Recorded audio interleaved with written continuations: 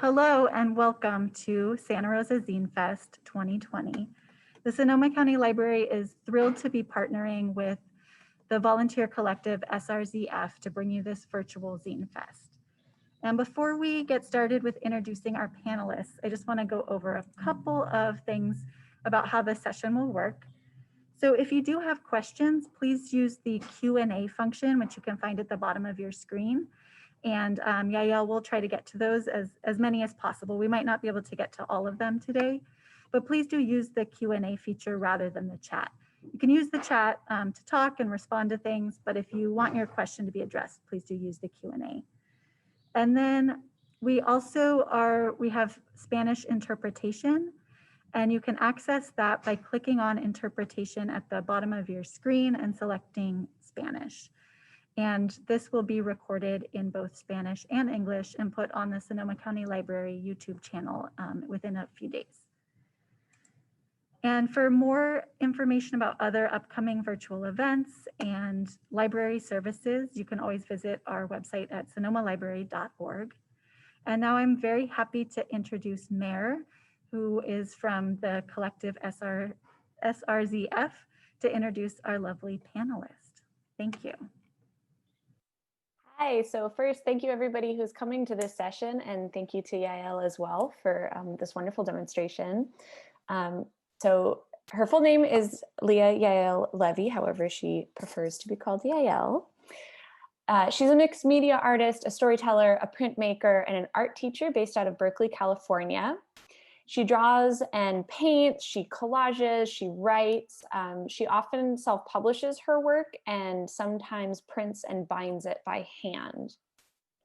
She loves playing with forms and format by mixing digital and tactile techniques. Born and raised in Israel, she first moved to New York City in 2002 to attend the Art Students League in New York. Later, she completed a Bachelor's of Fine Arts in Illustration from Parsons in 2011. And after 4 years with the Unemployed Philosophers Guild, she moved to California to pursue an MFA in comics at California College of the Arts. Coincidentally, also with one of our previous panelists, Maya. Yael completed that program. And also, that is my alma mater, where I got a degree as well. So happy to have you, Yael. I'm excited for the demo. Thank you so much to you and all of our wonderful participants. Thank you for having me. I guess this is all the introductions, and now I speak.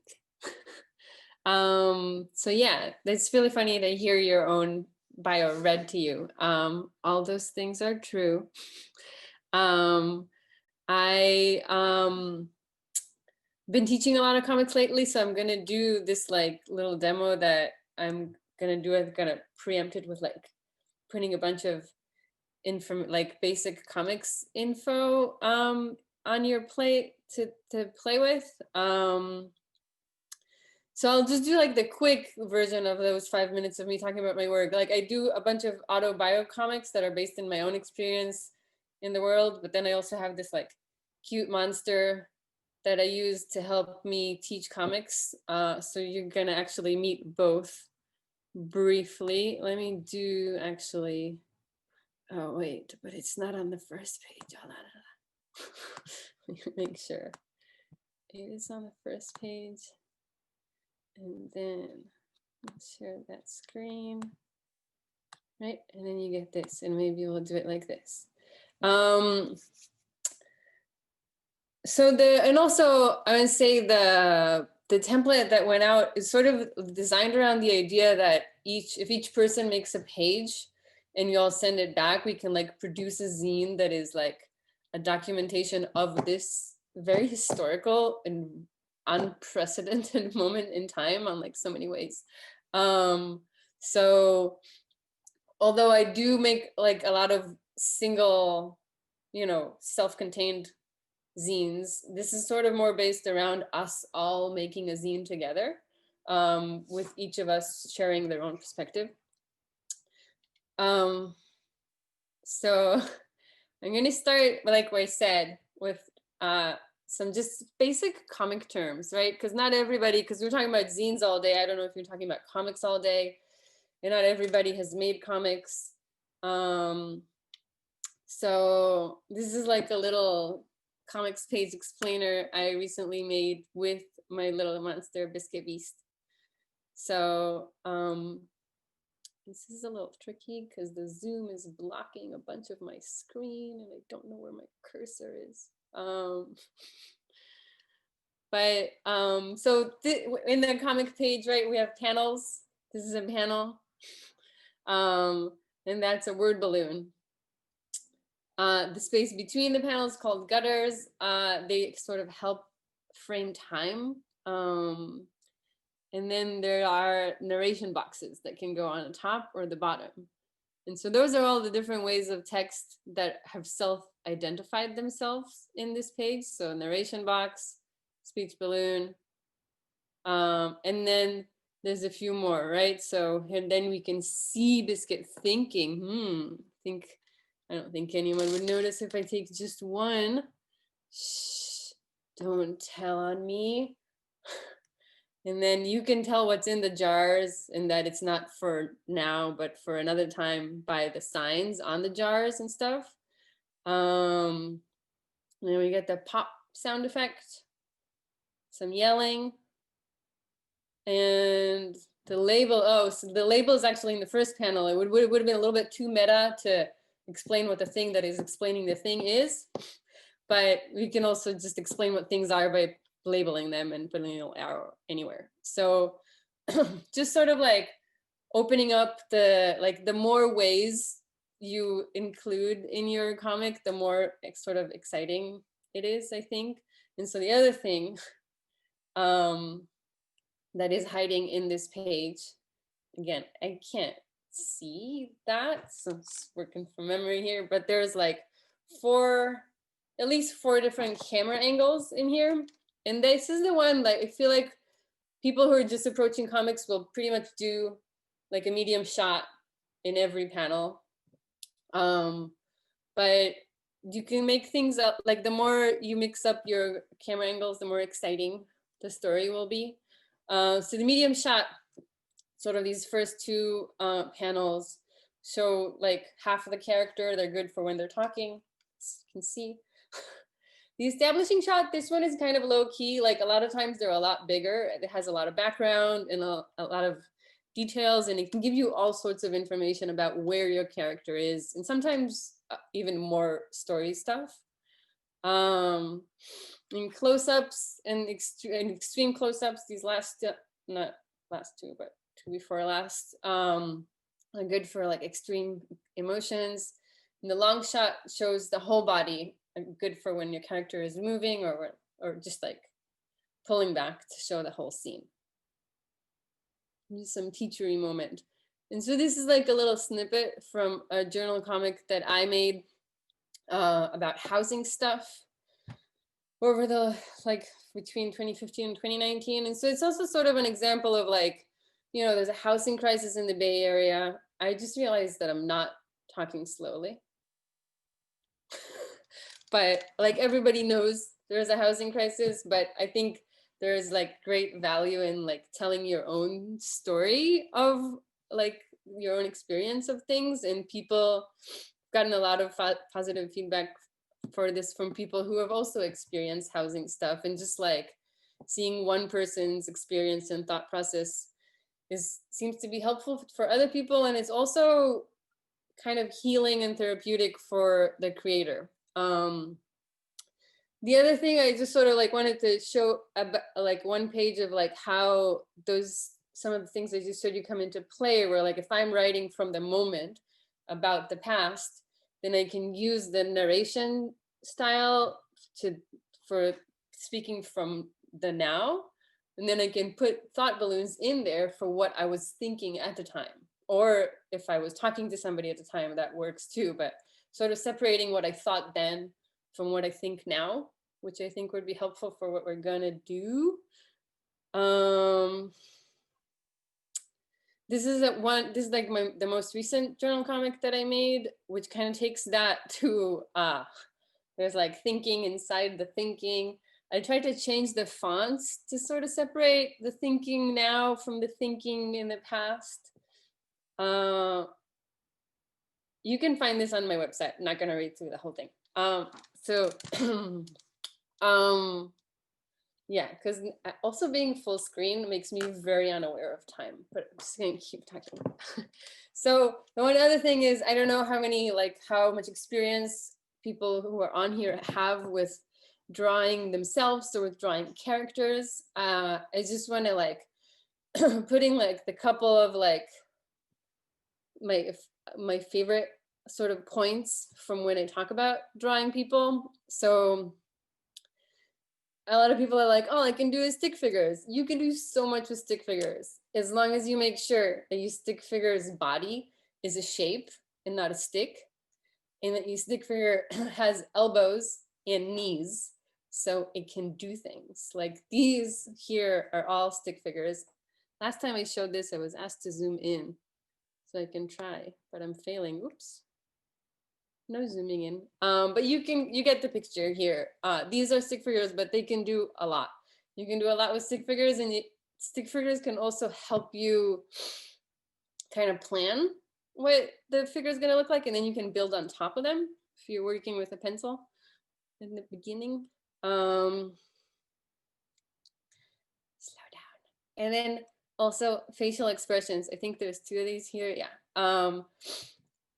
So simplifying, but keeping like an eyeball and an eyebrow would be really helpful for all expressions. I don't know what, like, yeah, the eyebrows are really helpful. These are like those, so this is like half of a slideshow, not even half. It's like snippets from a long one.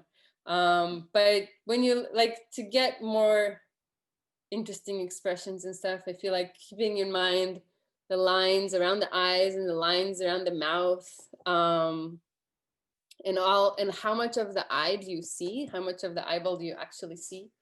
All of these are sort of helpful in making more expressive faces. Should I? Yeah. Okay. And so then, this is like the handout that went out with the kit, right? So you got a blank version of this page and one with some of these examples so that you know what to do. So, and I believe the top label for everybody says November 2020. It's not blank like the one I have on my desk. But basically what we're going to do, what I want you to do is use the frizz panel to sort of introduce yourself and where you are. And you can like include in that any other information you feel like of how you're feeling today or thinking today and things like that. I made this trying to like project forward to this post-election weekend, which was all I could think was, oh boy. But we had a nice surprise this morning. And then there's like, Yael, yeah. this is Chelsea. I just wanted to chime in. Some folks are commenting that they didn't get a kit. Okay. So do you maybe want to take, I don't want to cut into your time, but do you maybe want to take a moment to let people know how they could set this page up themselves?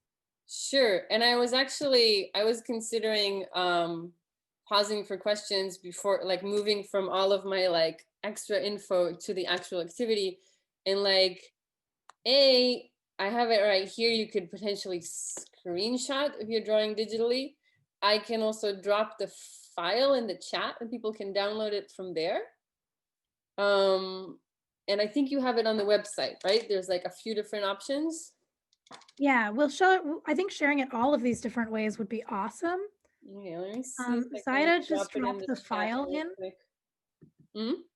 Zaida just shared the file with people. Okay, cool. So I don't need to.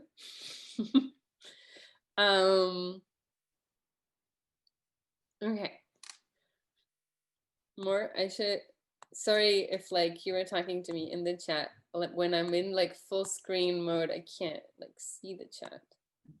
Is it disruptive to you if I jump in to share something like that, or was this okay? No, that's great. Okay, So keep going. I'm gonna come back to here, right? I'm still sharing my screen. It's not full screen. That's fine, because that way I can see the chat.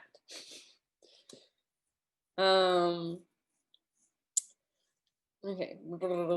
So first panel, introducing yourself, and then there's like a series of prompts that you can choose from to sort of fill in those other 7 squares with some reflections of like looking back on this year.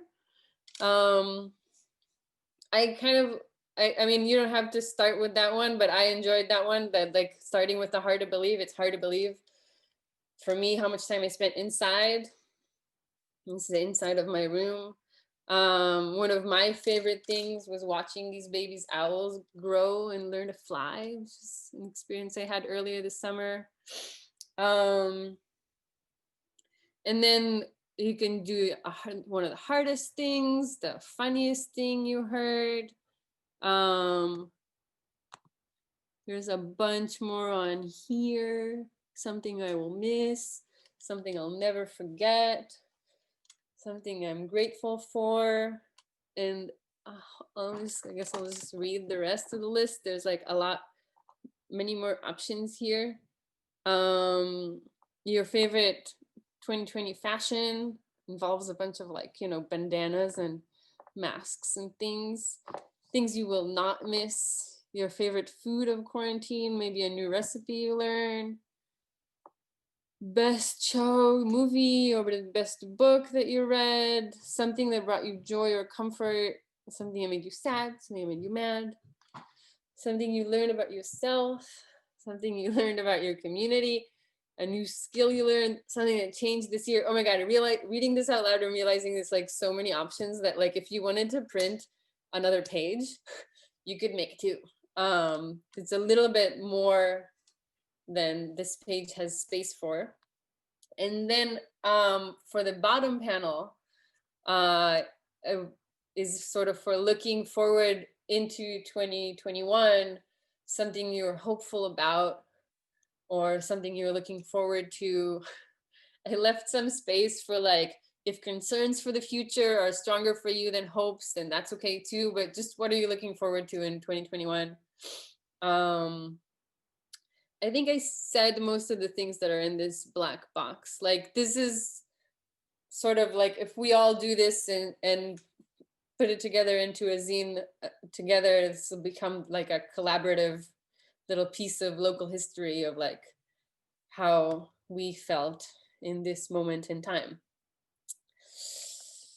Okay, now it's 4:20. I think I'm gonna maybe turn this off.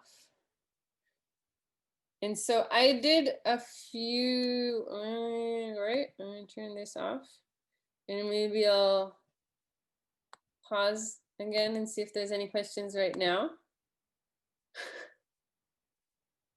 I feel like no, right?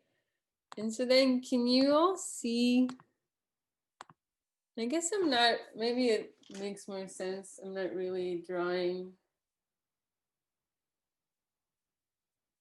I'm gonna do this.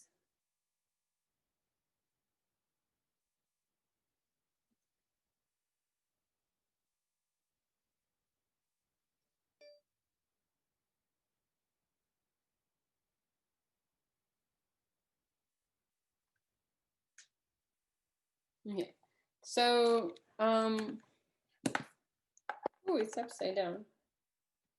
I think in your kits you have like markers, but I started like the demo one that I sent out, I made on my iPad. So I figured I'd just continue with that. And so right now, before we started, I just penciled in a few more panels because I had only filled in a couple for the demo or for the handout. So I put in a couple more things and I was gonna ink them with you guys on on here. So I took a picture. So I started with like, this is my process, not always. Sometimes I ink right onto the paper. But so I penciled on this sheet of paper.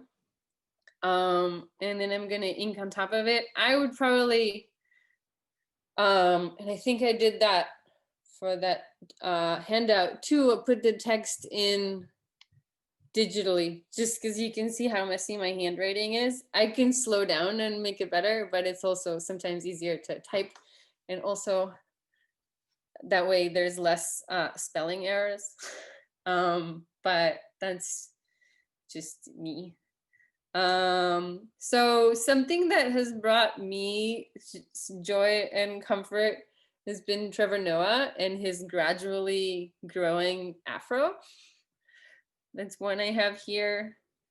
I didn't put any words for that caterpillar, but it's also, I guess it's something that brought me joy. I found this like huge caterpillar in my garden, and then I kind of adopted it. I took it from the plant and put it in a jar, and I'm waiting for it to hatch as a giant moth. It's one of these days. It's hasn't happened yet. And I guess I wanted to say about that too, you can like, as you think of moments that you remember, you can also, you know, scroll through your phone for memories. Like I knew that caterpillar was really cool looking. I didn't remember all the details of how it looked, but I took a picture. So for that one, I looked for reference. But then for my car accident that I'll never forget, I didn't have reference for that because I was in that car, right? So I just sort of like made a drawing of what I think that looked like from the outside. And for me, something I'll miss is the blue car that I used to have. I guess it's time to draw, right? It would be cool if there like are questions, or if one of you moderators want to talk to me while I draw, then it might be less quiet. I'm definitely happy to talk with you while you do this. And Yeah. anyone else of our organizers can jump in too. I don't think anybody has seen Melissa since our first session, and I don't want to put Melissa on the spot to be seen, but if you want to talk too, that would be fun.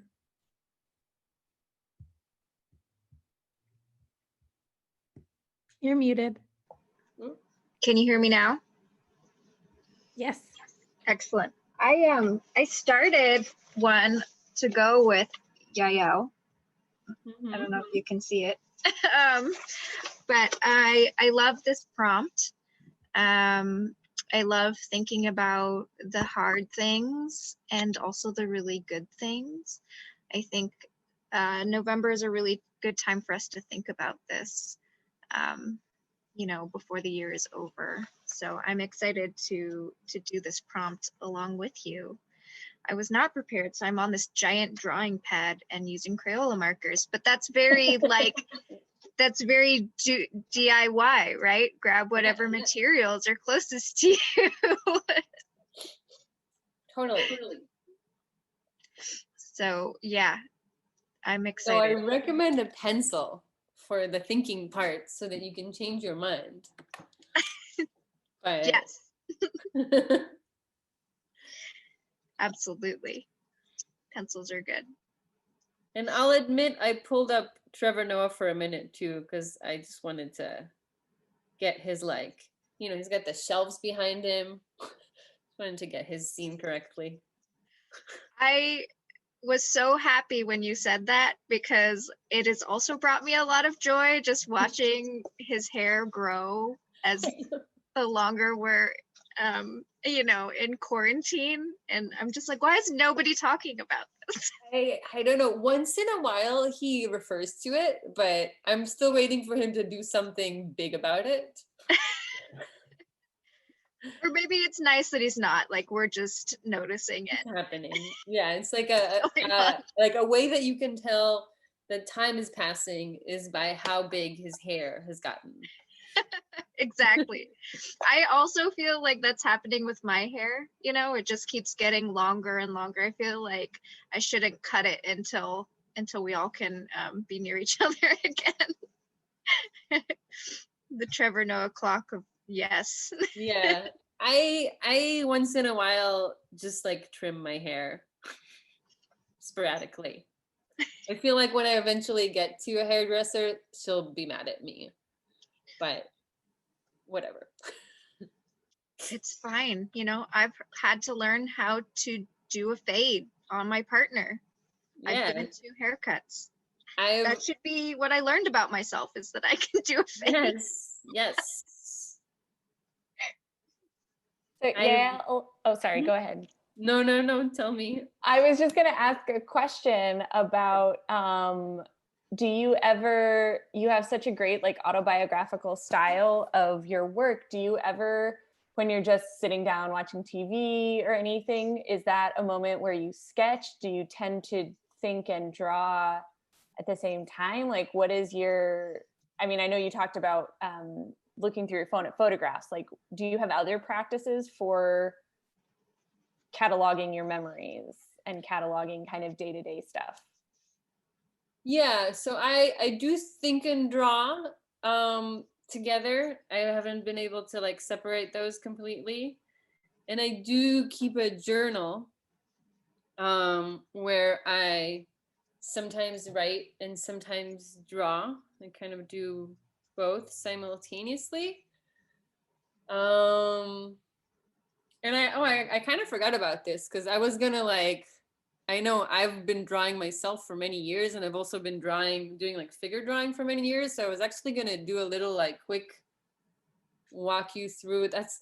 Now I understand why my iPad was set up above my drawing table, because I skipped something I was planning to do, but that's not the first time that happened. I was gonna kind of walk you through like a really simple way to draw a self-portrait, sort of like based on the Ivan Brunetti style. That's more like kind of really using really simple shapes, but taking some characteristics of yourself to make it your own. I don't know, how are you doing on time? I could theoretically still do that here on the iPad. If that is... Yeah, we're good on time, Yael. It's, okay. yeah. Because Yeah, I we're also, yeah, so actually this may reveal all sorts of things. Just gonna make a new file. Sorry. Because I heard somebody talk about that this week, about how abstraction for caricature is not so much simplifying as much as it is like picking which details you want to emphasize. So like I'm just gonna make a circle for my face, right? And maybe some sort of basic square shape for my body. And then, I have this like crazy curly hair.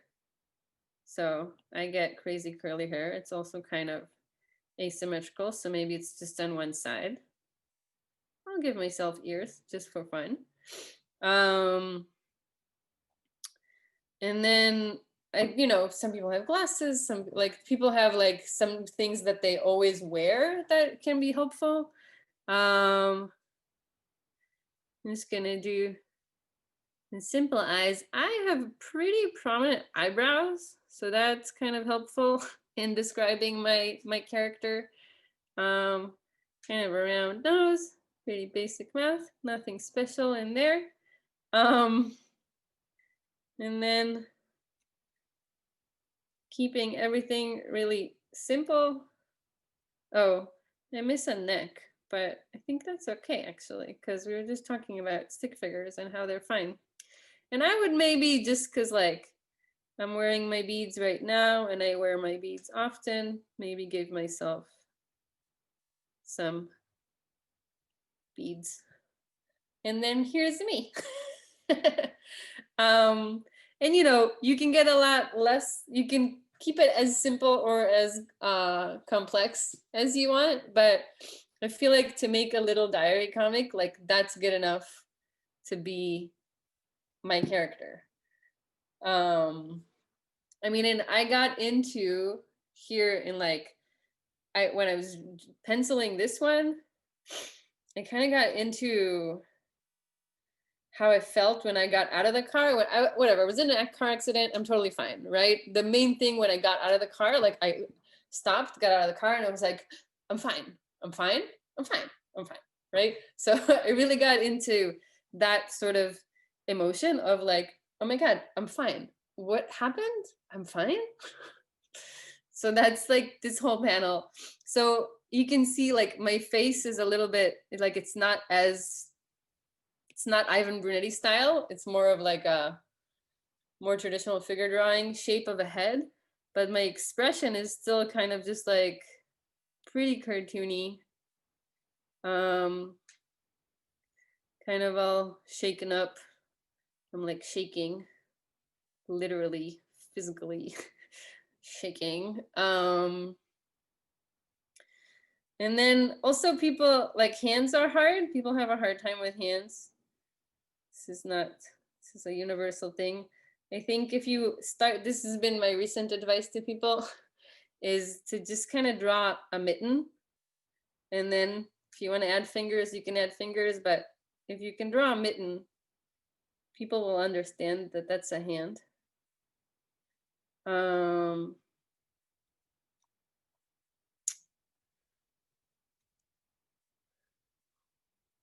What else? I'm not talking slowly, am I? I think your pace is actually pretty. We can ask Okay. Carolyn, but I think that your pace is pretty easy to follow along with. I anticipate. I've heard people talk much faster. Okay, good. It's good.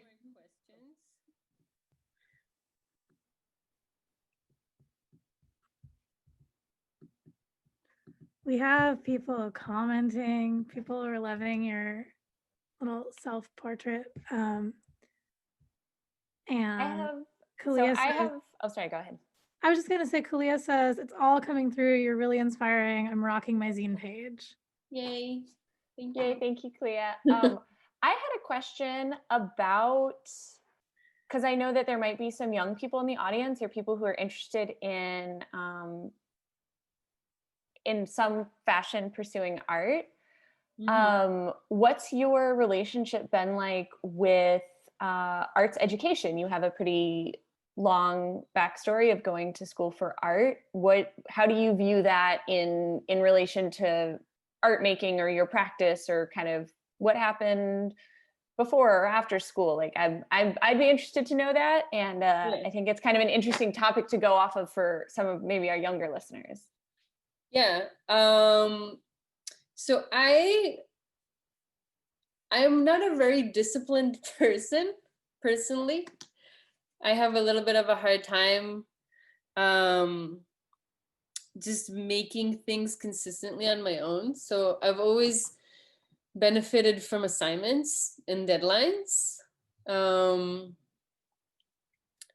And so that has been a big part of art education for me, is having someone give me an assignment that I need to meet in like the most exciting and, unusual way, and something about being surrounded by other artists too, and like pushing what is the most exciting way to do a thing has been really beneficial for me. I recognize, and I've met a lot of people who are self-taught. You don't need an art education to be an artist, but sometimes as an artist, it's sort of easier to grow in an art education framework. I feel like it's sort of designed to help you grow, to push you. Like some people are really good at pushing themselves, but for some of us, it's easier to push yourself in relation to others, or to have teachers push you or things like that. There's also just like a lot of knowledge, right? Like art has a like a really ancient tradition at this point, and that knowledge has been cataloged, and it is. And I think also think, I guess it's a little different now. Everything is so accessible on the internet, but I don't know. There's so much to learn that it sort of helps if somebody else packages it and delivers it to you in a sense. I think for me though, God, I kind of rambled on this question, but I think for me still like the biggest thing was what I started with is the discipline. Because I think also a big part of dedicating your life to art is discipline, right? You have to keep doing it. So I think part of what school has given me, in addition to the discipline while I'm in there, is the ability to sort of self-discipline a little bit more. I wanted to ask you, since you were talking about self-discipline and deadlines, and I guess sort of, I don't know, I guess I just started thinking about like self-direction and how challenging education is for people online right now a lot. Yeah. So as we're sitting here doing this online, you, I think, completed school in person, and I'm wondering if that's true, and if I guess what you've noticed about setting deadlines and learning in an online space.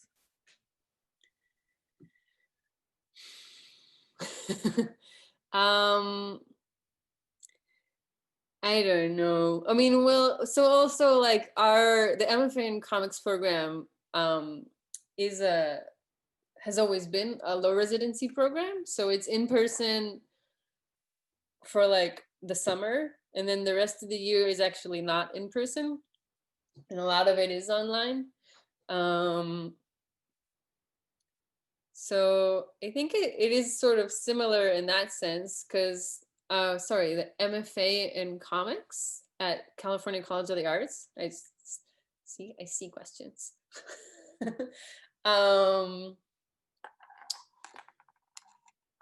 So there's like a really like extensive also feedback system for that when we were doing it online. Like we had to put it up somewhere, and then everybody had to comment on everybody's work. I think that's still like a deadline is a deadline. I don't think that has changed too much if it's online or not. But I don't know. Like most of the teaching that I've been doing since we've gone all digital is like enrichment stuff. So the expectation is you do, you know, what you want because it's for fun and not for a grade. I feel like the struggle, most of what I've been hearing from teacher friends who are more in like the regular system, the struggle is more in attendance, is to get students to actually show up. And also, I don't know, to like show, I've had a bit of a hard time with like getting kids to turn on their cameras. And you're teaching to like an empty, like a room full of black squares on the Zoom.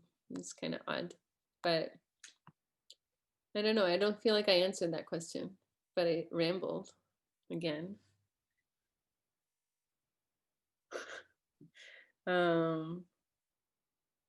I like your rambling. Okay. Nice to have doodling and rambling. Cool.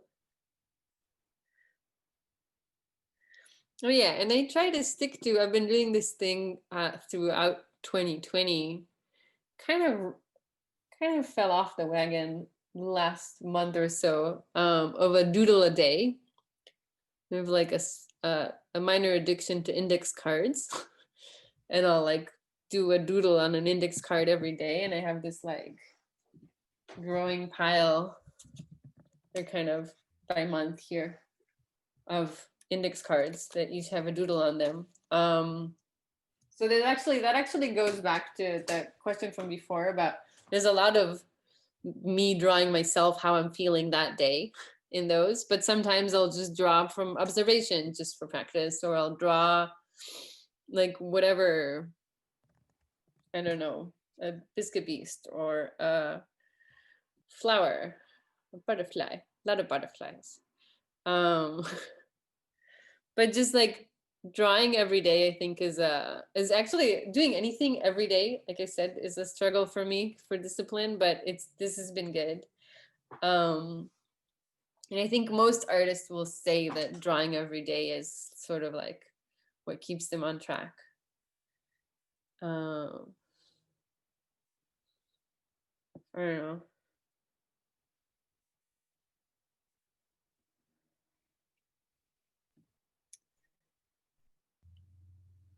It's like very heartening for me to see, to hear you talk about how it is a struggle to do something every day, but like also to see these kind of very bite-sized projects that you're doing.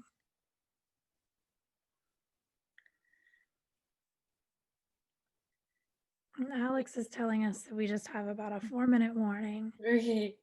And I also just wanted to say, because I say in the handout, and I also put a picture in the handout, like for like that owl, I did a little drawing sketch of it, but like that photo was so much better than any drawing that I could make of like in that scale. Like unless I made a painting like the ones behind me, like not the photo would do more justice than me drawing it. And I think there's sometimes a photo is better than drawing here and there. So I know people don't like, I guess I don't know if people would be making these digitally or tactile, but I collage like in real, like with paper too. Like you can absolutely do that. Like print a photo of something, cut it up and put it on the panel, and when you send it in, I don't know. I like collage too. But like I had to say something about collage. Yeah. Would anybody who's doing this, following along or mapping out what you're going to be doing, want to put into the chat any of the things that you're currently drawing or that came to mind for this activity? It would be cool to hear from anybody who wants to share. Yes. We'll give folks a minute to do that.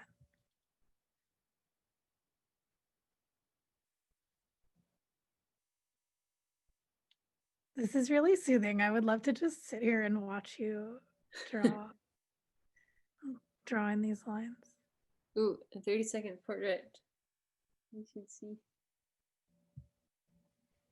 Mare did a 30-second portrait. Gabriela Castaneda said, currently drawing my dog as one of my favorite things. Melissa said, my quarantine snack was gummy bears. Oh my God, and I forgot to like actually tell you what's in here. This is like my new favorite snack, is taking a Brazil nut and shoving it into a date. And you like, the pit comes out the other side, and then you have a Brazil nut inside a date. This is like my quarantine discovery. Ooh. I also just wanted to point, I agree completely with Chelsea. This is like super soothing. I wish we could do this kind of the rest of the night. Maybe that will be a post this event. We did have a question in the Q&A about talking about creating the story portion of a comic, not just the artistic part of it. So I was wondering if you could talk about the pacing and paneling of that in the few minutes that we have left. Yeah, that can be our closing question. Thanks, Mare. Yeah, and it's interesting because with this one, right, the way this is laid out is more like each panel is a thing, but I actually noticed with the accident that those are two panels that kind of went, they were right after the other, because I was also kind of struggling with how to show that in one panel because it was kind of a lot. And again, I think different people have different approaches.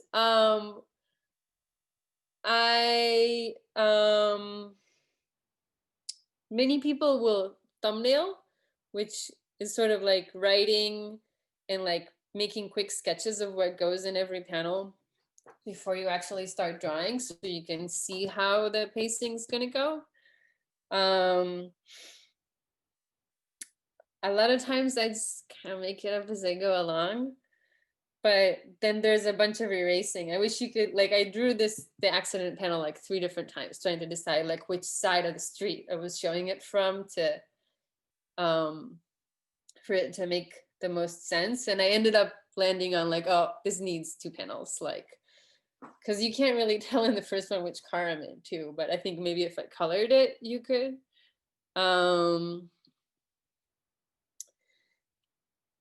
And like, also, I would also just, I love Linda Berry and all the things that Linda Berry has made and put out into the world. And she actually has a lot of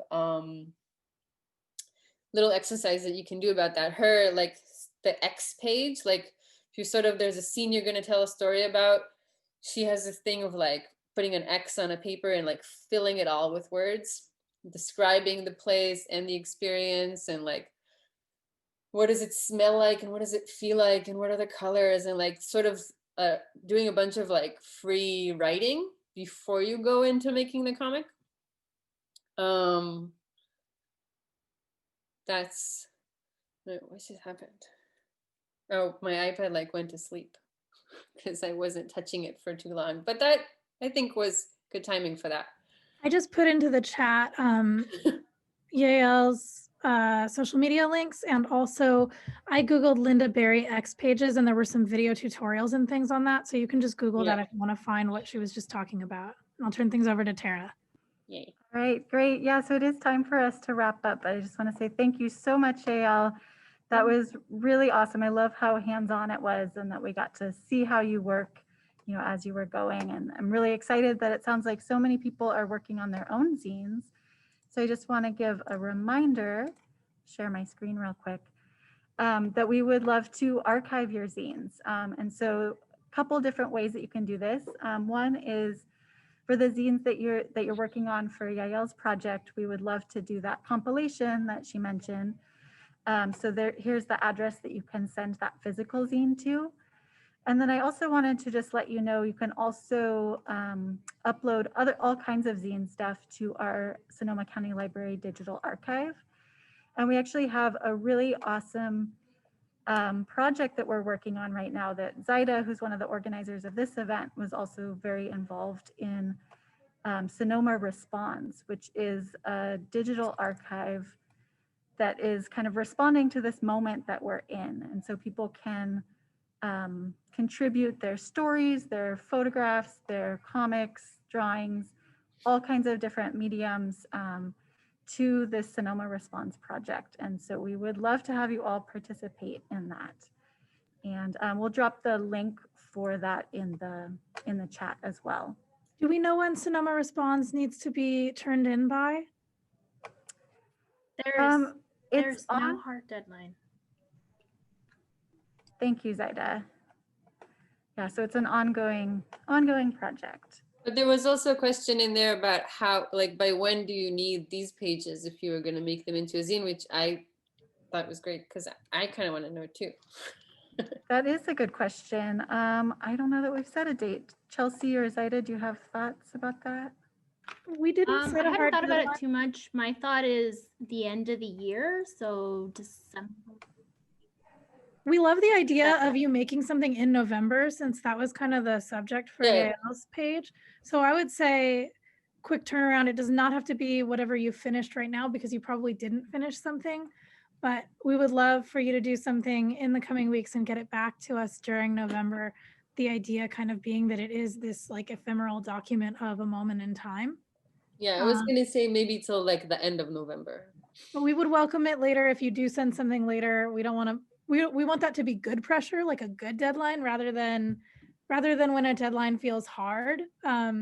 if a deadline helps you the way it helps me or the way it helps Yael, end of November. Awesome, sounds great. And then I also just want to let you know that we have a digital artists alley video that was created. It does feature Yael as well as 5 or 6 other amazing artists and zine makers. And that is available on our Sonoma County Library YouTube channel. We'll put the link for that in the chat as well. So that I would really highly recommend looking at that. There's some really amazing artists on there.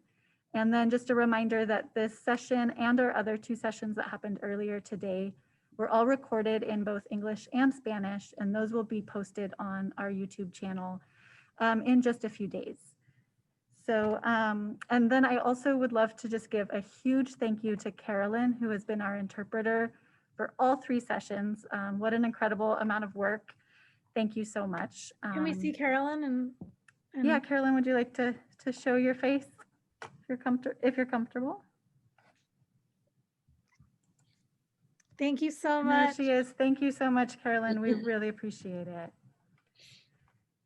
And a huge thank you to all of our presenters and to everyone who attended Santa Rosa Zine Fest 2020. And we hope to make it an annual event and hopefully in person next time.